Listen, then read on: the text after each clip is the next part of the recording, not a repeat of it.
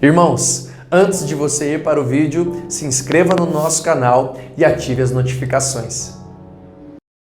Que nos assistem agora pelos nossos canais de mídia, eu creio que com certeza agora a gente entende melhor o Salmo 84, que fala sobre a saudade do templo. Não esse templo físico aqui, mas a saudade do ajuntamento solene. A saudade quando todos estão juntos para adorar, para cultuar, para glorificar a Deus, para interceder juntos. Eu creio que todos aqueles que me assistem e me ouvem agora entendem melhor o Salmo 84.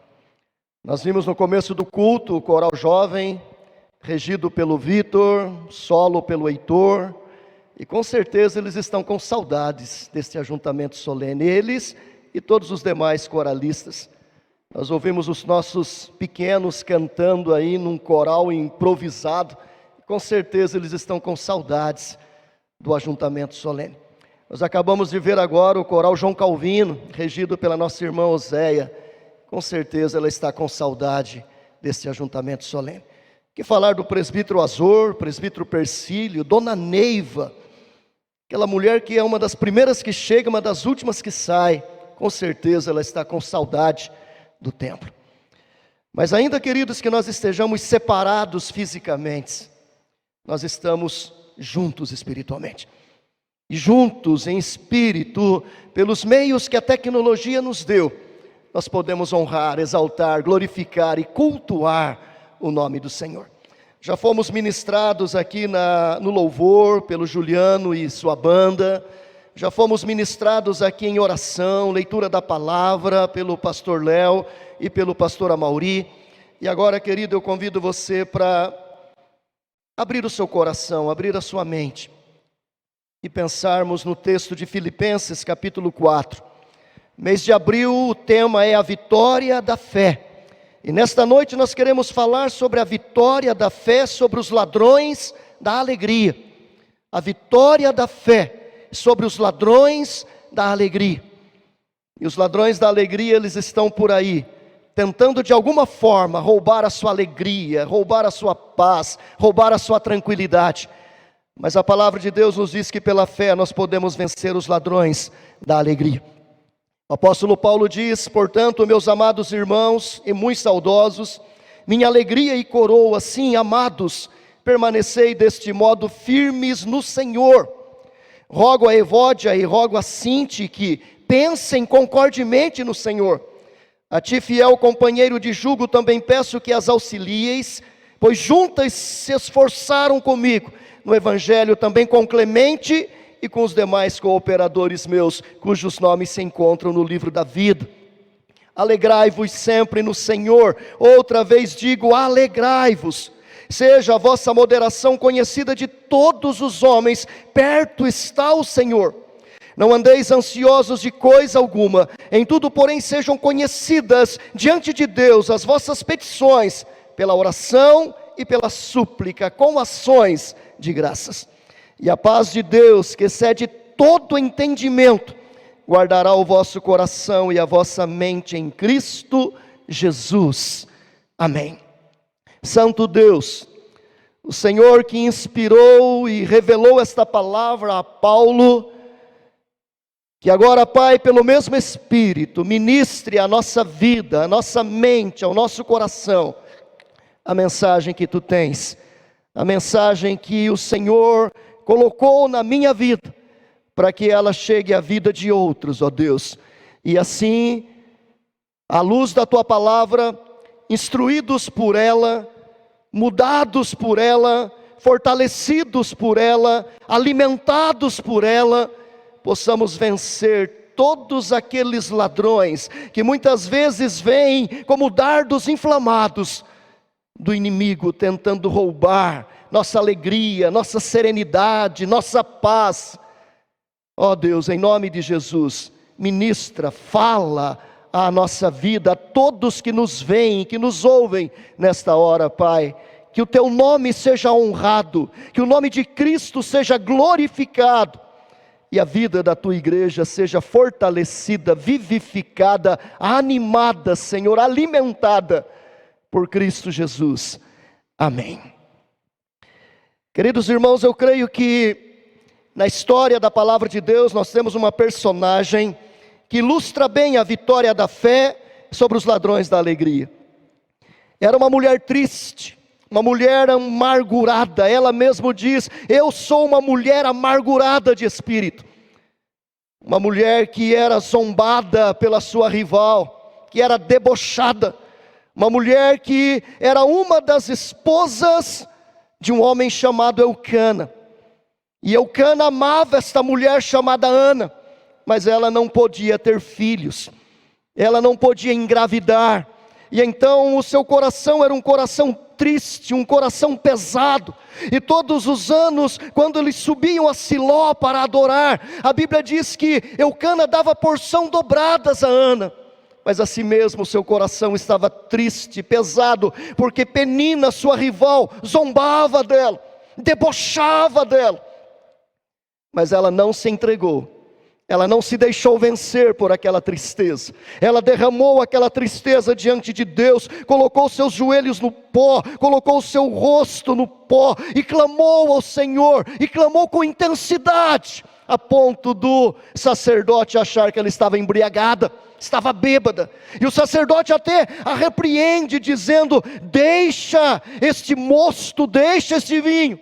E ela diz: não, meu Senhor, eu não bebi bebida forte, eu sou uma mulher atribulada de espírito, e eu venho derramando a minha alma perante o Senhor. E a Bíblia diz que então o profeta, ou melhor, o sacerdote Eli diz para ela: vai-te, minha filha, e que a tua oração seja respondida.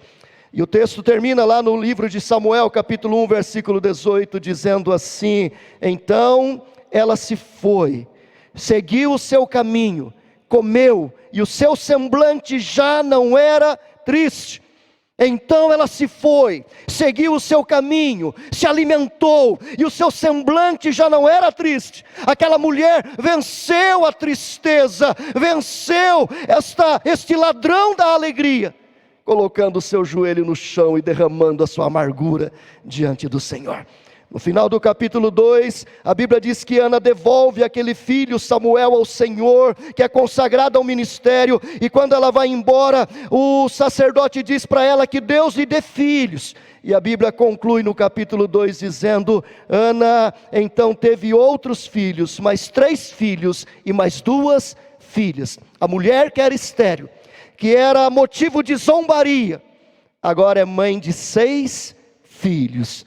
A tristeza foi vencida por uma mulher que teve fé, teve coragem de dobrar os joelhos diante de Deus. Queridos, o tema da nossa mensagem de hoje, ladrões da alegria, eu tirei de um livro pequenininho chamado Seja Alegre, de um escritor chamado W.W. Wiersbe. Sou americano como Juliano, mas deve ser assim que fala, Wiersbe, né? Ele escreveu esse livrinho Seja Alegre, e a primeira vez que eu li esse livrinho foi lá no ano de 1983, quando eu ainda era seminarista. Li o livretinho tudo, é um comentário da carta aos Filipenses, e pensei ali os argumentos, né, desse sermão. Então todos os argumentos é do Wiersbe. Preguei a primeira vez esse sermão em 1985, na igreja presbiteriana de Alumínio. Desde então ele ficou guardadinho lá nos meus arquivos, num papelzinho escrito ainda em máquina de datilografia, porque naquele tempo não tinha computador. E agora, uns 15 dias atrás, me preparando para este culto desta noite, Deus me trouxe esta palavra, e então nós estamos aqui para pregar também, não mais sobre os ladrões da alegria, mas agora é sobre a vitória da fé, sobre os ladrões da alegria. Esse é o nosso tema. Queridos, segundo os estudiosos, Paulo é o autor da carta aos Filipenses. Hernandes Dias Lopes, comentando esta carta, ele diz: Paulo foi um corajoso missionário, foi um ilustrado mestre, foi um articulado apologista, foi um estadista cristão e um plantador de igrejas. Paulo foi um profundo conhecedor da cultura secular da sua época, um fariseu e ilustre membro do Sinédrio. Foi salvo por Deus, batizado por Ananias e chamado para servir aos gentios. Foi enviado pela igreja de Antioquia para um trabalho missionário transcultural, e foi na segunda viagem missionária que Paulo plantou fundou a igreja de Filipos. E 10 anos depois, ele escreveu esta carta à igreja de Filipos. Segundo os pais da igreja, Eusébio, Policarpo, Irineu, Clemente, Paulo é o autor da carta aos Filipenses. Ele escreveu esta carta de uma prisão. Segundo os estudiosos, ele escreveu quando estava em Roma, na sua primeira prisão. Os estudiosos dizem que foi na sua primeira prisão porque ele ainda tinha o desejo de voltar a rever os irmãos. Ele fala da guarda pretoriana também, ele fala dos da casa de César. Há muitas evidências que provam que Paulo escreveu esta carta da primeira prisão em Roma, não da segunda. Porque na segunda ele já estava aguardando a sua morte, já estava no corredor do martírio. É a carta que ele escreve então a Timóteo. Mas isso é significativo para nós. E de uma prisão, Paulo escreve uma carta que tem como tema: seja alegre. O tema é: alegrai-vos sempre no Senhor. Outra vez digo, alegrai-vos. E nos 4 capítulos, Paulo vai dizer que existem ladrões que querem roubar esta nossa alegria. E hoje eu vou pregar de uma forma diferente, não é um sermão expositivo. Dentro da nossa conceituação homilética é um sermão tópico.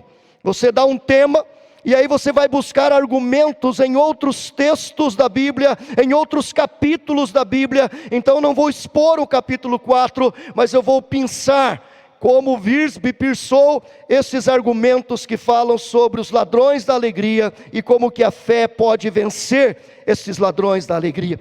Quais são estes ladrões da alegria?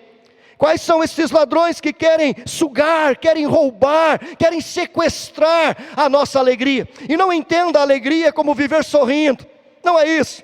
Não é alegre como aquele que tem sempre um sorriso estampado no rosto feito palhaço, não. Alegria é a ideia de contentamento, é a ideia de satisfação, é a ideia de estar pleno, estar completo, estar alimentado, de não precisar de mais nada. E Paulo vai dizer que esta alegria tem que estar em Deus. Mas quais são os ladrões que querem tirar esta alegria da minha vida, da sua vida, da nossa vida? Em primeiro lugar, queridos, Paulo vai dizer que o primeiro ladrão da alegria que precisa ser vencido chamam-se circunstâncias. Capítulo 1, versículo 12, ele diz: quero ainda, irmãos, cientificar-vos de que as coisas que me aconteceram têm antes contribuído para o progresso do Evangelho, de maneira que as minhas cadeias em Cristo se tornaram conhecidas de toda a guarda pretoriana e de todos os demais. E a maioria dos irmãos, estimulados no Senhor por minhas algemas, ousam falar com mais desassombro a palavra de Deus. Paulo está escrevendo àquela igreja, ele está preso, e ele escreve àquela igreja dizendo: irmãos, existem ladrões que querem roubar a nossa alegria, e uma delas chama-se circunstâncias. Mas ele escreve dizendo: não permita que as circunstâncias, as adversidades, os problemas que acontecem na sua vida roubem a sua alegria. E ele se toma como exemplo dizendo: eu quero cientificar vocês, eu quero dizer para vocês, eu quero testemunhar para vocês que as coisas que me aconteceram. Ele dá uma olhada no passado, dá uma olhada na sua história, dá uma olhada em toda a jornada da sua vida, nos seus longos anos de ministério, e ele vai dizer: todas as coisas que me aconteceram, todas as minhas lutas, os meus problemas, as circunstâncias adversas, foram usadas por Deus como um instrumento para o bem, para o progresso do Evangelho, para o crescimento da igreja, para que o nome de Deus fosse glorificado, para que vidas fossem abençoadas. Lendo o comentário do reverendo Hernandes, ele faz uma descrição deste passado de Paulo. Ele faz uma descrição daquilo que havia acontecido. E nós podemos ver, queridos, que Paulo foi perseguido em Damasco, Paulo foi rejeitado em Jerusalém, Paulo foi dispensado do campo pelo próprio Deus, Paulo foi esquecido em Tarso, Paulo foi colocado à sombra de um outro líder, lá em Atos capítulo 13, 2, Paulo foi apedrejado em Listra, Paulo foi barrado por Deus no seu projeto missionário para o Oriente, lá em Atos 16, Paulo foi açoitado com varas e preso em Filipos, Paulo foi escorraçado de Tessalônica e de Bereia, escorraçado, expulso a pontapés. Paulo foi chamado de tagarela e impostor em Atenas e em Corinto. Paulo foi preso em Jerusalém, foi acusado em Cesareia, enfrentou um naufrágio na viagem para Roma. Paulo foi mordido por uma víbora em Malta. Paulo chegou preso a Roma. E esse homem olha para o seu passado, olha para todas as circunstâncias adversas, e ele não vê isso com amargura, ele não vê isso com dor, ele não vê isso com tristeza, mas ele diz: irmãos, todas estas coisas foram usadas por Deus para o progresso do Evangelho, para que o nome de Deus seja glorificado. Paulo sabia que todos os seus sofrimentos foram usados por Deus para que novos caminhos fossem abertos. Suas cadeias se tornaram conhecidas de toda a guarda pretoriana e dos demais. Eu pergunto, quando Paulo teria chance de pregar para toda a guarda pretoriana, pregar no palácio para os servos de César, se ele não fosse preso? Será que ele teria essa oportunidade? Provavelmente não. Mas ali na prisão, ele pôde alcançar aqueles soldados que faziam parte da guarda de elite de César. E aqueles homens foram tocados por Evangelho, a ponto de no final da sua carta, ele dizer: os da casa de César vos saúdam.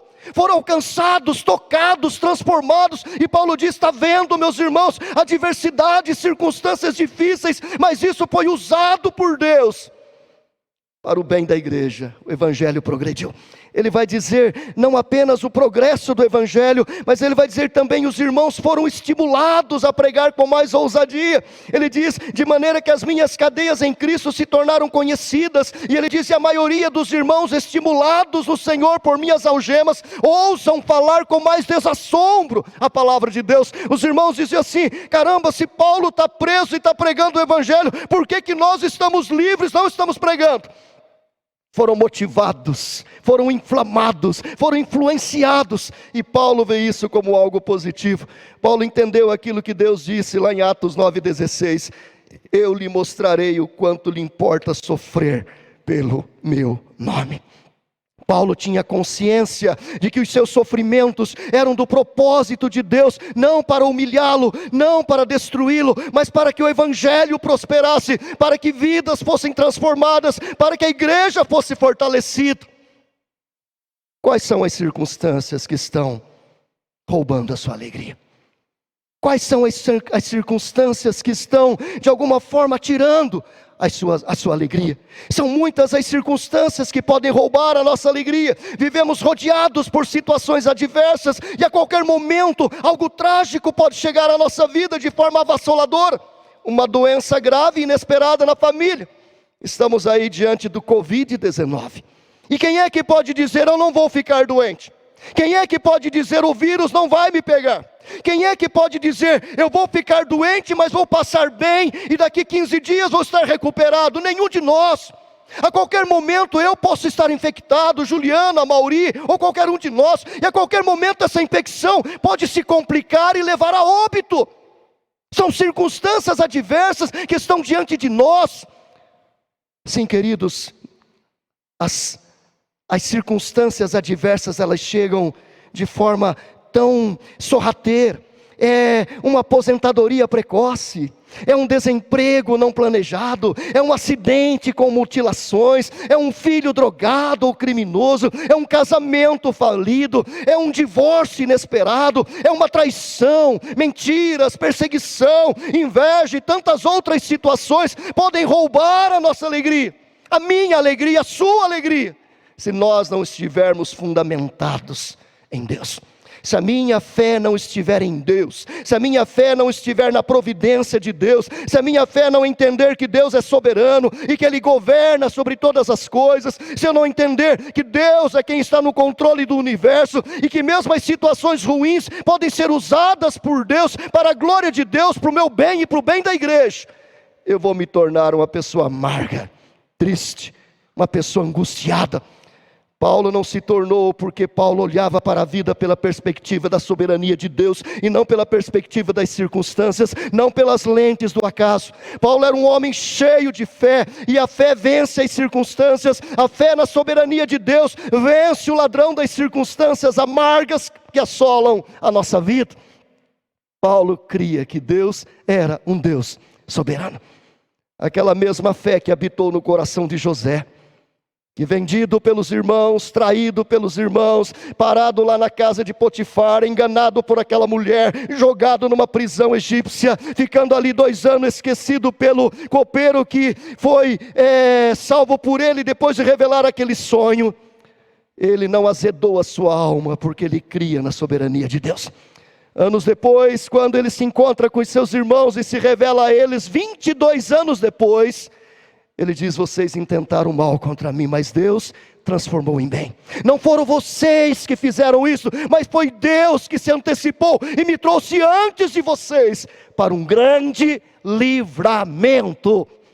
Querido, não permita que as circunstâncias amarguem, azedem, entristeçam, angustiem o seu coração. Como Paulo diz: meus irmãos, eu quero dizer que todas as minhas lutas, prisões, sofrimentos, cadeias, angústias, perseguições, ele lista isso lá em Corinto, e ele vai falar de todo o sofrimento pelo qual ele passou, mas ele não fala desse sofrimento com mágoa, ele fala desse sofrimento como um testemunho de um Deus que pode fazer com que todas as coisas cooperem para o bem daqueles que amam a Deus.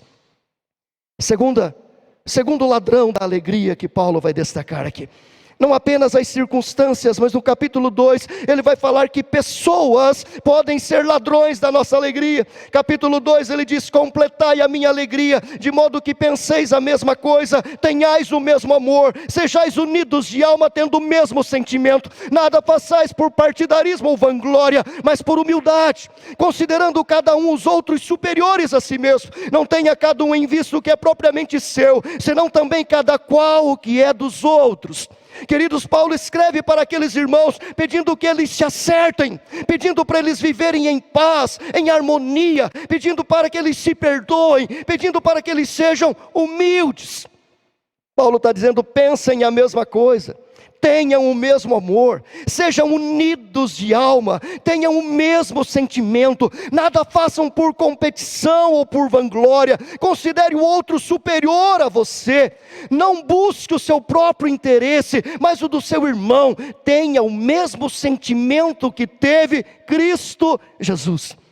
Paulo entendia que o relacionamento conturbado, que brigas, que confusões, que atritos, que pecados não perdoados no relacionamento poderiam azedar a vida dos irmãos, e esse azedume poderia trazer divisões, facções.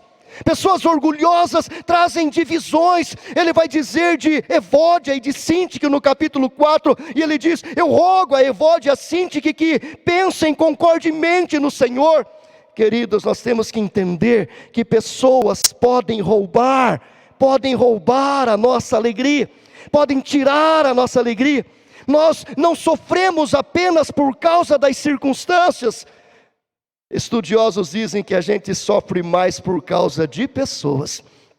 Pessoas nos machucam mais, nos ferem mais do que muitas vezes as próprias circunstâncias. Sabe por quê? Porque nós não somos perfeitos. Nós não temos um casamento perfeito, nós não temos amigos perfeitos, nós não temos pastores perfeitos, nós não temos uma igreja perfeita. Nós vivemos num mundo de imperfeição, num mundo de pecado, num mundo que é carregado de coisas erradas. Há muito orgulho, muita arrogância, muita soberba, muita mentira, muitas fofocas, muitas maledicências, inclusive dentro da igreja. Dentro da igreja, olhe para o colégio apostólico. Olhe para aqueles homens, discípulos de Jesus, olhe para o povo de Deus, marchando lá no deserto, vendo milagres acontecer, mas era um povo difícil, um povo duro, um povo perverso. E não pense que eu e você somos diferentes daqueles homens, daquelas mulheres, querido. Não pensem que eu e você somos diferentes dos apóstolos, não somos. Nós somos pecadores, o mal está dentro de nós, há uma natureza corrompida aqui dentro que precisa ser destruída, precisa ser aniquilada. Paulo diz que nós temos que matar o nosso velho homem, temos que crucificar essa velha natureza com todas as suas paixões e concupiscência. Não pensem, querido, que a igreja presbiteriana da Penha está livre de evode e de síntique. Pode ter certeza que existem evódias aqui dentro, existem síntiques aqui dentro, mulheres que querem disputar o poder, mulheres que querem de alguma forma fazer guerra, porque elas querem o cargo, querem a posição. Podem ter certeza, queridos, que aqui dentro existem Diótrefes. Lembro de Diótrefes lá da 3ª carta de João, aquele que queria exercer a primazia, aquele que não dava acolhida para os missionários que chegavam, porque ele sempre queria o palco, sempre queria os holofotes. Pode ter aqui dentro. Nós somos uma sociedade de gente imperfeita, e existem maldades, e existem pecados, e essas pessoas, elas podem nos desestabilizar na relação marido e mulher, na relação pais e filhos, na relação irmãos, na relação de igreja, na relação de pastor e conselho e presbíteros, na relação de junta diaconal, na relação de sociedades internas, e na relação profissional, então nem se fale. Porque quando você sai lá fora, então é mundo cão, é um querendo comer o fígado do outro, é todo mundo puxando o tapete para subir um degrauzinho a mais, é nesse mundo perverso, nesse mundo materialista, nesse mundo carnal, nesse mundo pecaminoso que eu e você estamos plantados, e pessoas podem roubar a sua alegria. E o que eu tenho que fazer para que esta alegria não seja roubada? Eu tenho que viver com humildade. Eu tenho que considerar o outro melhor do que eu, o outro mais importante do que eu. Eu tenho que viver não por competição, não porque eu sou melhor, não porque eu faço melhor, não porque o meu é mais bonito. Não, eu tenho que viver com um espírito de perdão acima de tudo. O perdão é aquele antídoto que vai curar todo e qualquer tipo de relacionamento. Cristo afirmou que sem perdão nós não podemos orar, pois nossas orações serão interrompidas. Sem perdão não podemos fazer ofertas. Deus não aceita a oferta daquele que vem para o altar e está magoado, aborrecido, azedo, que tem uma desavença com o irmão. Ele diz: deixa primeiro sobre o altar a tua oferta, vai lá, acerta a relação, corrija o relacionamento, e depois então venha e faça a sua oferta. Sem perdão nós não podemos trazer oferta, sem perdão nós não podemos adorar a Deus, sem perdão nós não podemos ser perdoados. Jesus Cristo diz: porque se vós do fundo do coração não perdoardes uns aos outros, tampouco vosso Pai Celeste vos perdoará. Queridos, a falta de perdão adoece, produz flagelo. A falta de perdão é autofagia, é autodestruição. É como tomar veneno todos os dias querendo que o inimigo morra. A falta de perdão algema você ao seu inimigo, faz com que você durma com ele todas as noites, acorde com ele todas as manhãs, almoce com ele todos os dias, viaje com ele durante toda a semana. Perdão é a faxina da alma, é a asepsia do coração, é a cura de todas as feridas do nosso ser interior. O perdão é o maior, o perdão tem que ser maior do que o ódio. Perdoar não é fácil, mas é necessário. Eu diria mais do que isso, é obrigação, é dever do cristão. Assim como Deus em Cristo nos perdoou, diz Paulo, assim também perdoai vós. Eu não sei se você já leu a parábola do credor incompassivo. A história é de um rei que tinha os seus servos, e a Bíblia diz que um dos servos devia para o rei 10.000 talentos. E esse servo que devia 10.000 talentos para o rei, tinha um conservo que devia para ele 100 denários.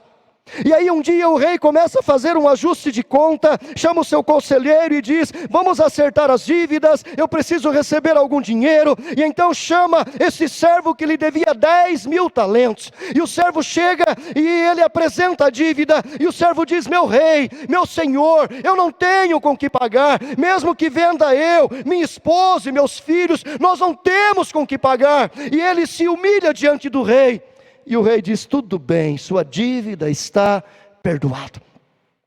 Ele sai do escritório do rei, está andando pelo palácio, e nos corredores encontra com seu conservo que lhe deve 100 denários.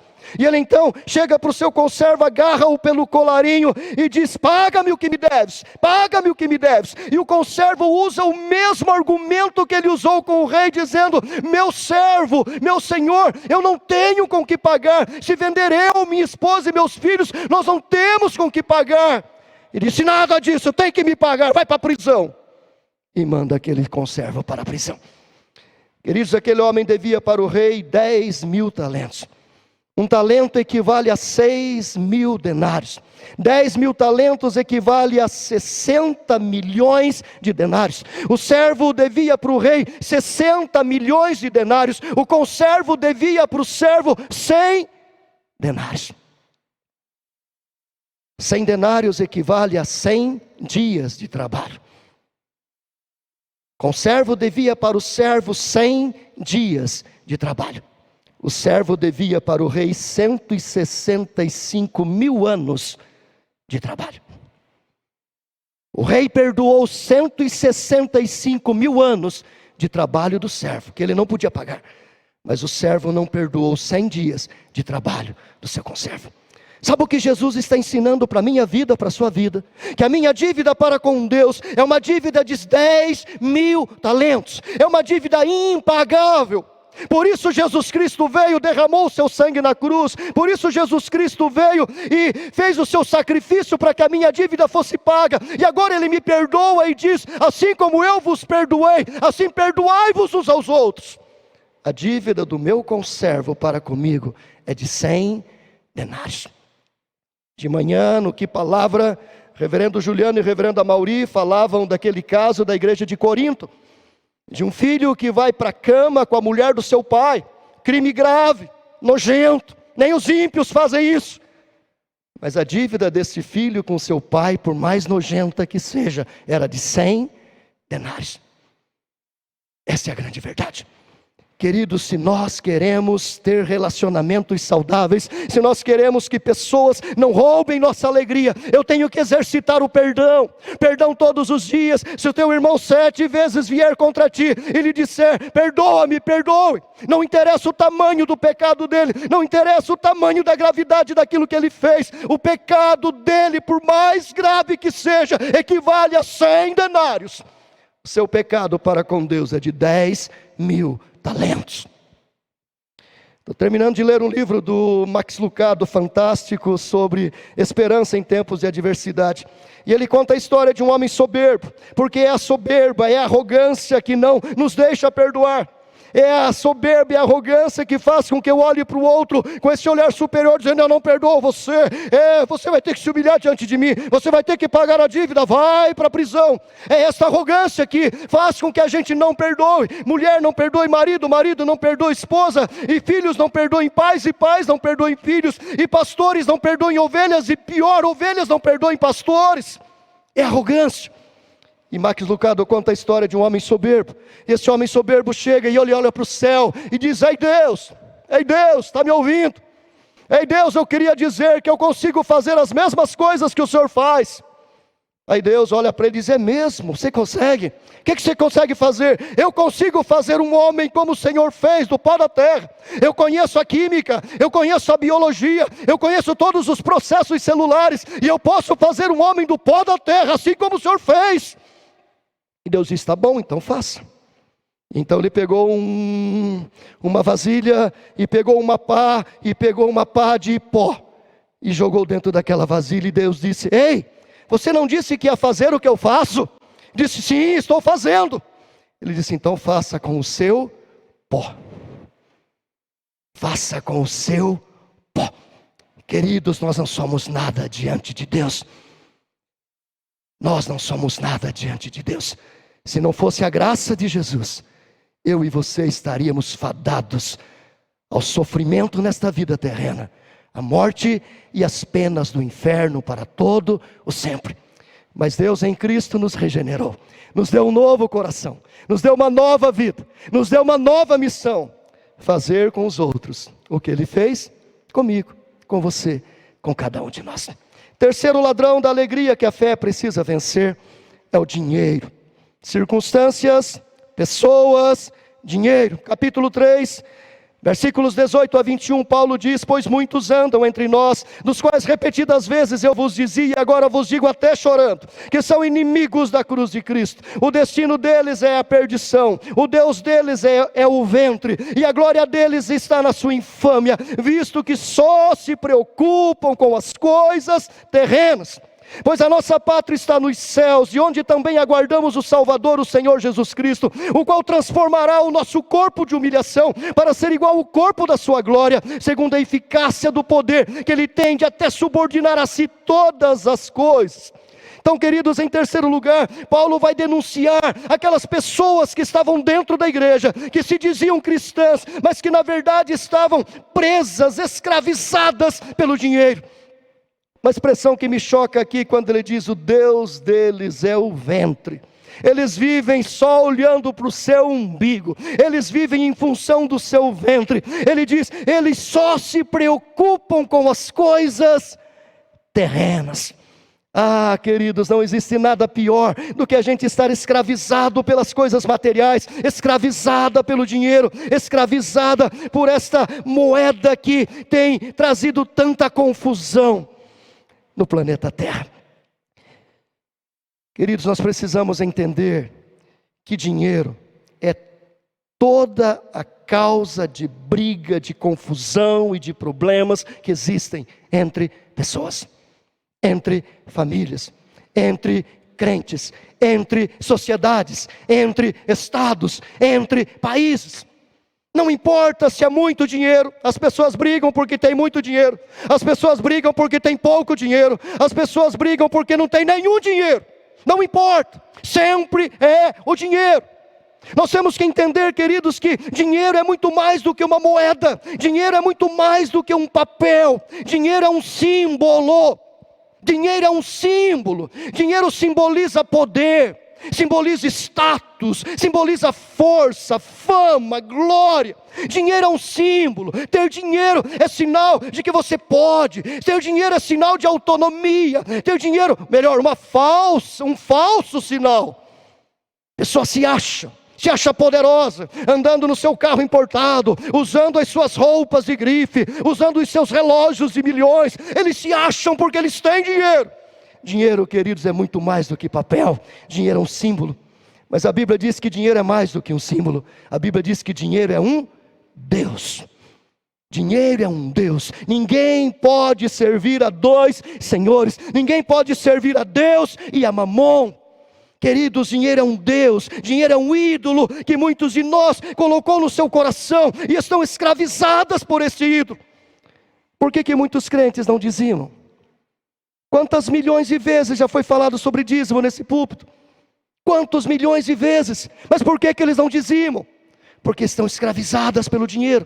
Por que muitos crentes não contribuem? Não contribuem com missões, não contribuem com obras sociais, não investem nas coisas que realmente necessitam, porque estão escravizadas por este ídolo, por esse Deus. Pessoas que já se tornaram escravas do dinheiro, desse Deus Mamon.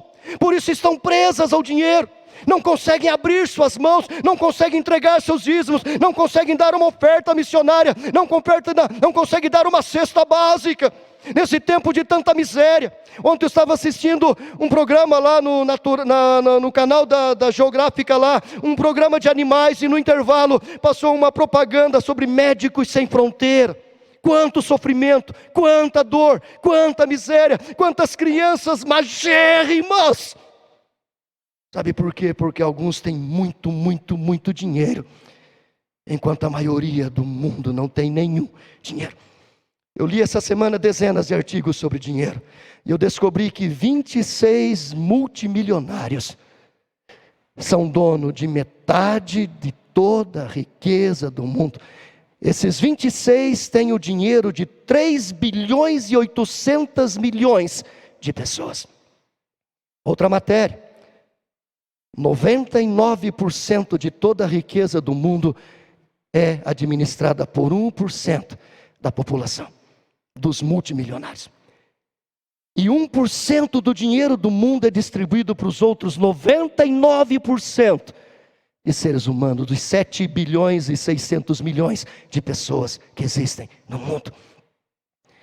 Estava lendo sobre os grandes ricos da revista Forbes e descobri que hoje o bilionário do mundo é um homem chamado Jeff Bezos, de 56 anos e dono da Amazon. Ele é o homem mais rico do mundo. A sua fortuna hoje está estimada em 113 bilhões de dólares. Isso transformado no dólar, no valor de sexta-feira, dá 610 bilhões de reais. Sabe o que é isso, queridos? Vamos fazer algumas continhas bem simples. 610 bilhões de reais, aplicado numa aplicação bem baratinha, rende 7,5 bilhões por mês. 7,560 bilhões de reais por mês. Isso equivale a 252 milhões de reais por dia. Isso é mais do que o prêmio da Mega Sena. Eu estava conversando com o reverendo Roberto Brasileiro antes de ontem e perguntei: reverendo, quantos pastores nós temos na IPB? E ele disse: nós temos em torno de 6.500 pastores, Carlinhos. Eu falei: reverendo, qual é mais ou menos a média de salário desses pastores, entre os que ganham mais e os que ganham menos? Ele disse: olha, entre os que ganham mais e os que ganham menos, 6 salários em torno de 6 mil reais. Então eu fiz algumas contas, queridos. O salário dos 6.500 pastores da IPB equivale a 39 milhões por mês, equivale a um salário anual mais 13º a 507 milhões por ano.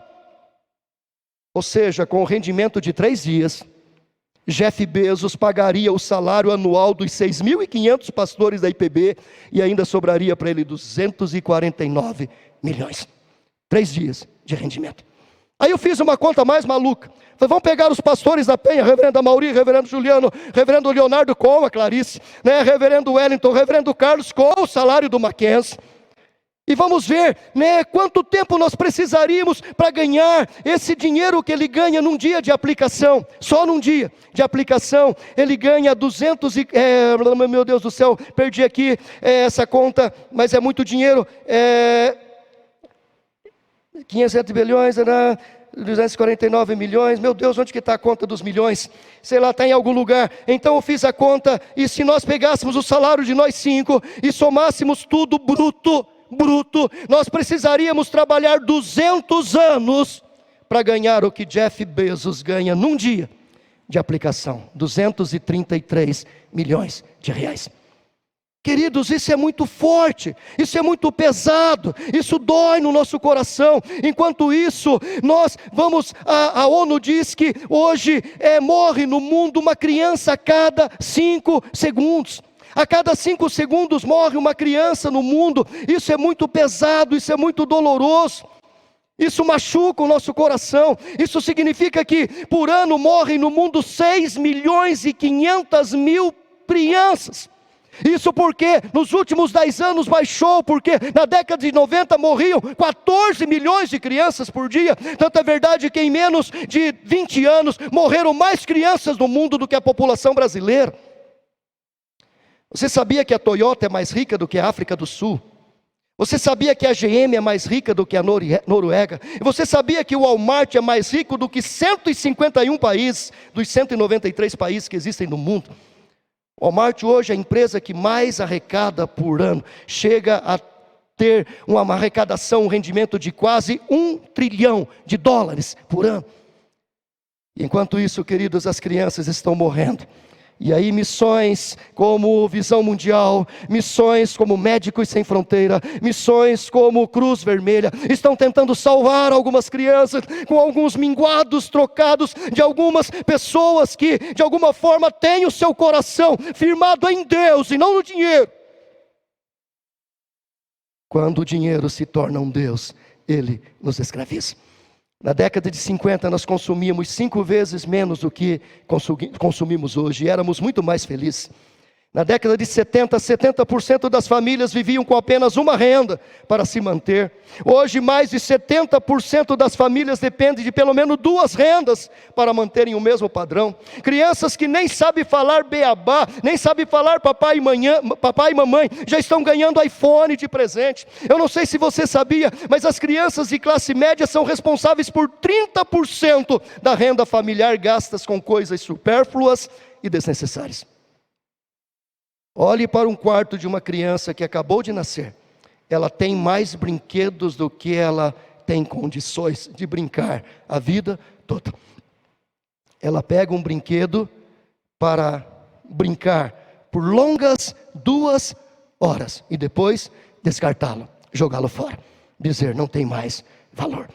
Sabe o que é isso? Nós vivemos numa sociedade movida por esse consumismo, onde esses empresários querem roubar nosso tempo, querem roubar nosso dinheiro, querem nos escravizar, porque eles querem sempre mais, e porque querem sempre mais, eles vão fazer com que a gente trabalhe mais, e a gente entra nessa vibe de querer mais, e a gente começa a trabalhar mais, e trabalha 10, 12, 14 horas por dia, porque a gente quer ter mais.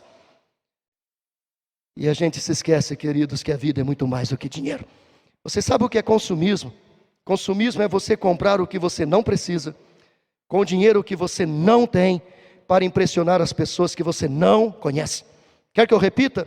Consumismo é você comprar aquilo que você não precisa. Uma calça, uma camisa, um relógio, um celular, uma outra coisa qualquer. Você não precisa. Você compra isso com dinheiro que você não tem, para impressionar pessoas que você não conhece. Rockefeller afirmou que o homem mais pobre que ele conheceu na vida era um homem que tinha só dinheiro. Só dinheiro.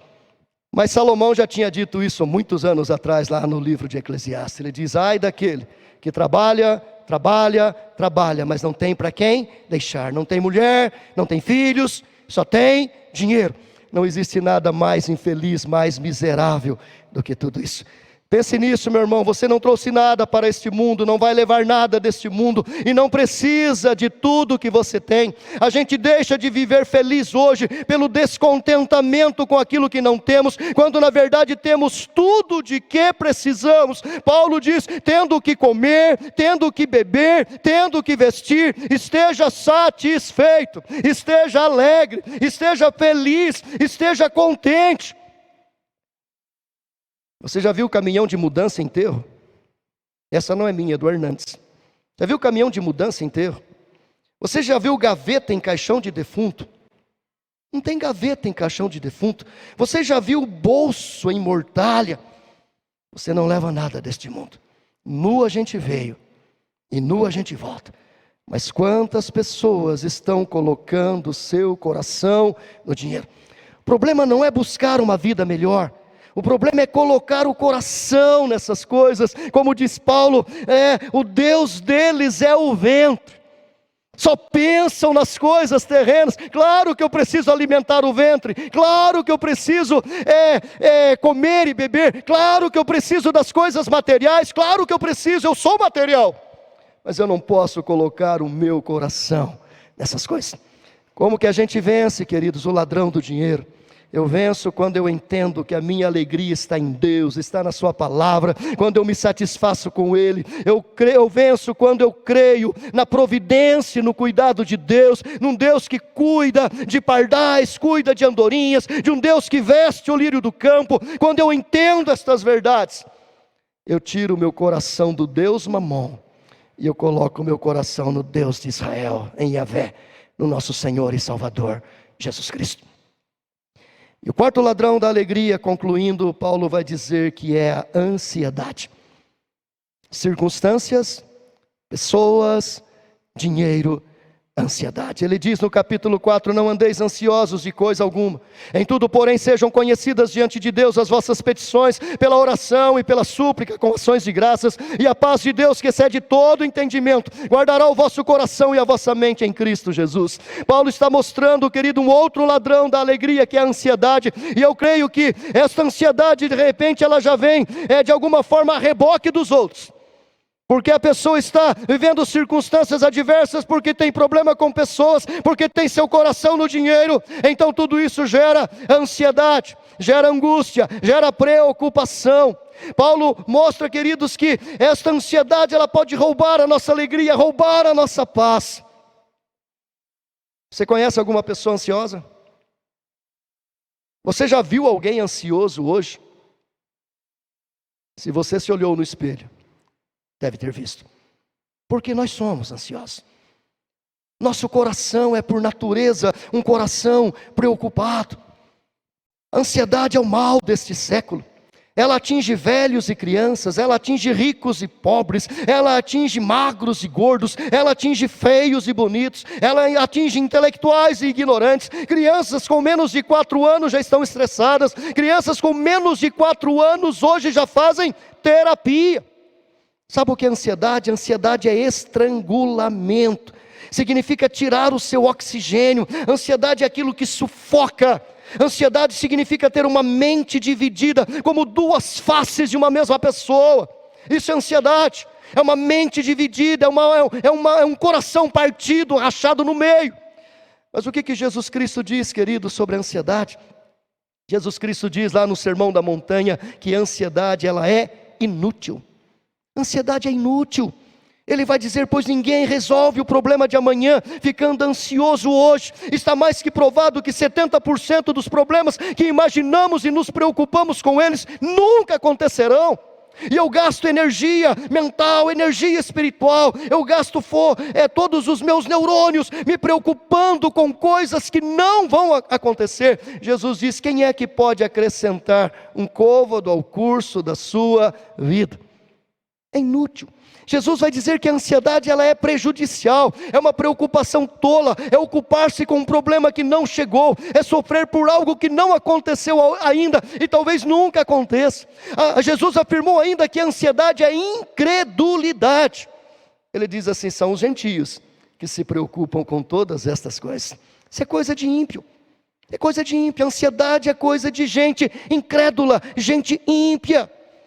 Sabe por que, queridos, nós nos preocupamos? Sabe por que a ansiedade muitas vezes toma conta do nosso coração? Porque nós não conhecemos o tamanho do nosso Deus. Ou se conhecemos o tamanho do nosso Deus, nós não confiamos que esse tamanho de Deus de fato é real. Lá em Isaías capítulo 40, versículos 12 a 31, o profeta fala desse tamanho de Deus. Eu terminei de ler o livro do Adalto Lourenço, o seu livro Gênesis 1 e 2, e ele fala sobre o tamanho de Deus, quando ele trata das coisas criadas no 4º dia da criação. No 4º dia Deus criou os astros, o sol, a lua e as estrelas.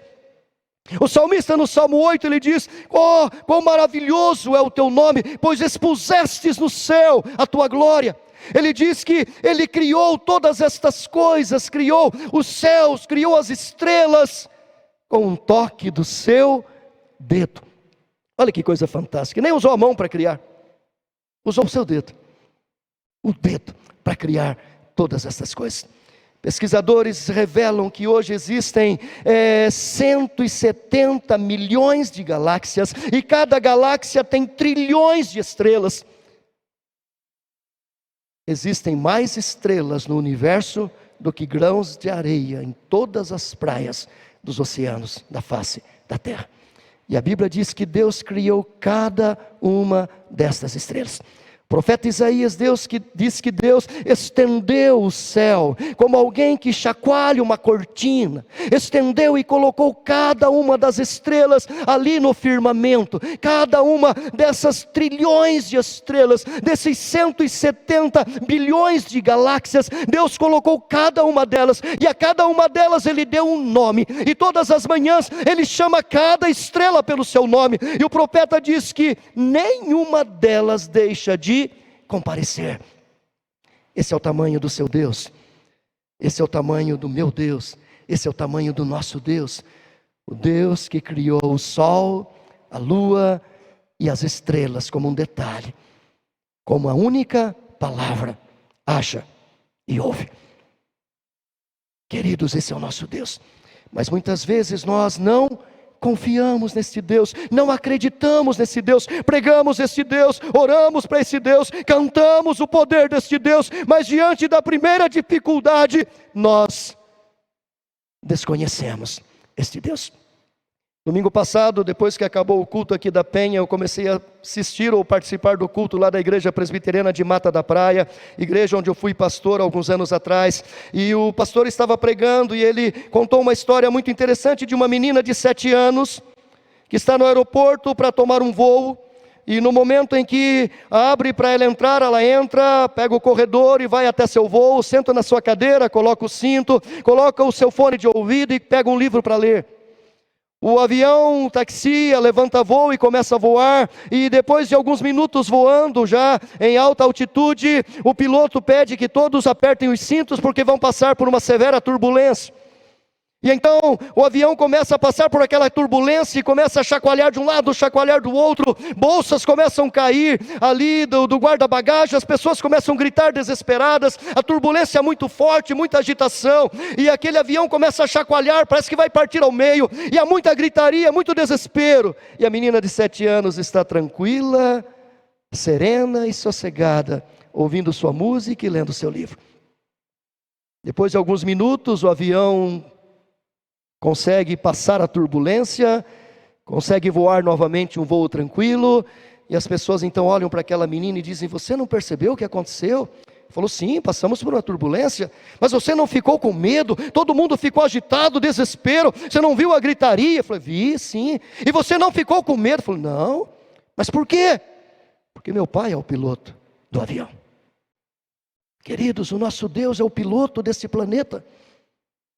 Nosso Deus é o piloto do planeta chamado Terra, não apenas deste planeta, mas de todo o universo. A Bíblia diz que Ele tem o seu trono fincado nos cantos da terra, Ele tem o seu trono lá nos céus, e os seus pés aqui na terra. É Ele que reina, é Ele que governa todas as coisas.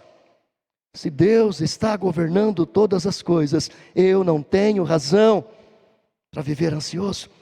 Eu não tenho razão para ficar preocupado. Veja o que diz o salmista no Salmo 139, ele diz: os teus olhos me viram a substância ainda informe, e no teu livro foram escritos todos os meus dias, cada um deles escrito e determinado, quando nenhum deles havia ainda. Queridos, a nossa vida está nas mãos de Deus. Ninguém morre de câncer, de Covid, de AIDS, de ataque do coração. As pessoas nascem, vivem e morrem pela determinação de Deus. É Deus quem gera a vida, é Deus quem sustenta a vida, e é Deus que tira a vida.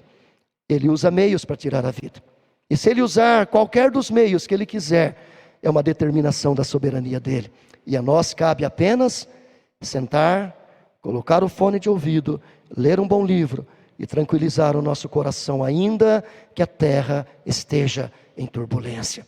Não é isso que diz o salmista? Ainda que a terra se abale no meio dos mares, ainda que as águas tumultuem e espumejem, há um rio cujas cidades alegram a cidade de Deus. Como que eu venço, queridos, o ladrão da ansiedade? Crendo nesse Deus soberano, crendo nesse Deus que governa, crendo nesse Deus que reina sobre todas as coisas. Não deixe que os ladrões roubem a sua alegria. Nós estamos vivendo hoje um tempo difícil, estamos vivendo um tempo onde circunstâncias estão nos apavorando, uma circunstância chamada Covid-19. Eu estava lá na praia no final de dezembro em Marataízes, quando surgiu a primeira notícia do Covid-19. Parecia que era uma coisa tranquila, passou o final de dezembro, janeiro, voltamos para São Paulo tranquilo. Começamos o ano tranquilo, mas de repente as coisas começaram a pipocar, um caso, 2 casos, 3 casos, saiu de Wuhan, alcançou a China, saiu da China, chegou em outros países, 1 país, 2 países, 3 países, 4 países, e hoje quase que o planeta Terra todo, e chegou no Brasil, e 1 morte, 2 mortes, e tantas contaminações, e agora antes de sair de casa eu ouvi uma chamada do Fantástico dizendo: Brasil não sabe quantos contaminados tem, e não sabe quantas pessoas já morreram. São circunstâncias que vieram para nos atormentar. E essas circunstâncias, querida, produzem pessoas que falam, pessoas que dizem uma coisa, pessoas que dizem outra, e jogam uma emissora de televisão contra outra, jogam um político contra outro, governadores contra presidente, presidente contra ministros, ministros contra presidente, joga o Senado contra o Congresso, joga o Congresso contra o presidente, pessoas falando, discussões no Facebook, discussões no Instagram, e pessoas se ferindo. E tudo isso, queridos, vem para o dinheiro. Aqueles que têm muito dinheiro não querem perder o dinheiro. Aqueles que não têm nenhum dinheiro não conseguem ganhar dinheiro. E tudo isso termina em ansiedade, angústia, medo, preocupação. Como que eu venço isso tudo, querido? Paulo tem a resposta: alegrai-vos sempre no Senhor. Outra vez digo, alegrai-vos. Coloque seu coração em Deus, se satisfaça com Deus, esteja feliz com Deus, e seja satisfeito com Deus. Quando o meu coração está feliz com Jesus, não importa que eu esteja numa prisão mofa, úmida, não importa que eu esteja preso com algemas, se a minha felicidade está em Deus, eu posso dizer como Paulo: todas estas coisas têm contribuído para que o nome de Deus seja glorificado, para que vidas sejam abençoadas e para que a igreja de Cristo seja fortalecida. Queridos, quando eu tiver fé em Deus, eu vou vencer os ladrões da alegria. Mas esta fé não é fruto do meu esforço, não é fruto da minha capacidade, não é algo positivo que eu determino para mim mesmo. Esta fé é manifestação da graça de Deus, do amor de Deus. Paulo diz: pela graça sois salvos mediante a fé. Isso não vem de vós, é dom de Deus. Deus, pela graça, já encheu o nosso coração de fé. Tome posse desta graça que Deus depositou no seu coração, e vença o ladrão da circunstância, vença o ladrão das pessoas, vença o ladrão do dinheiro, vença o ladrão da ansiedade. Como? Vivendo a fé que a graça de Deus depositou no seu coração. É esta graça, é a graça de Jesus que nos faz caminhar. Que Deus nos abençoe.